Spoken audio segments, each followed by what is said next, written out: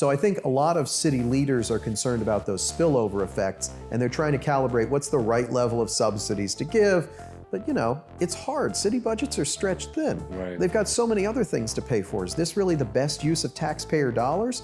I'm not sure that it always is. That money might be better spent building housing for the homeless or improving public transit or a million other things. This is Maestro Minute, the show that discusses all things real estate, sharing interviews with the most successful people in the industry.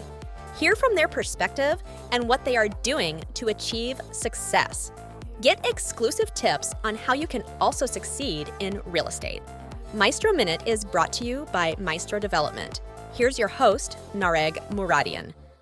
Yeah, I know from our experience, there's like a 30% cost increase for infrastructure upgrades, exactly what you mentioned, above and beyond the standard tenant improvements, Yeah.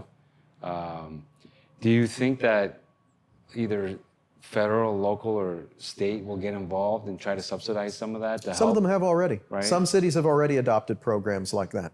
Yeah, and I think the reason why they're concerned about it is not just because you've got empty buildings, right? That's not by itself, I mean, it's sad for the owners, but just for the owners. Who cares?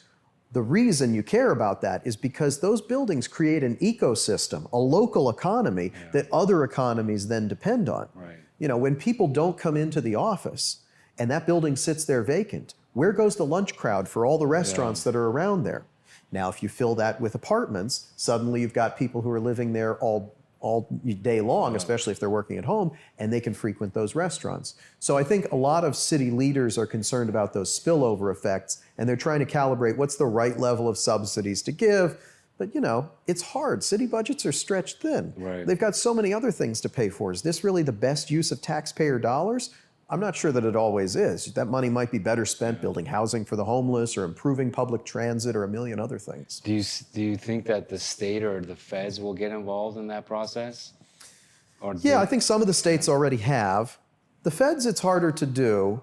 HUD is a tricky entity because they, unlike a lot of the other cabinet departments, they're trying to affect local policy with federal resources. If you look at health and human services, when the federal government gets involved in healthcare, they can adopt programs like the Affordable Care Act, Obamacare, and they can establish policies that affect the entire country and change the healthcare market. If you want to change the housing market, you have to go city by city and drop different incentives in their laps to try to change the way all of these policymakers govern their cities. They do it, but it's slow moving. Thanks for tuning in to the Maestro Minute Podcast. Make sure to rate this podcast if you found it helpful, share it with a friend that could use it, and follow us on all major podcast platforms. The Maestro Minute, powered by Maestro Development.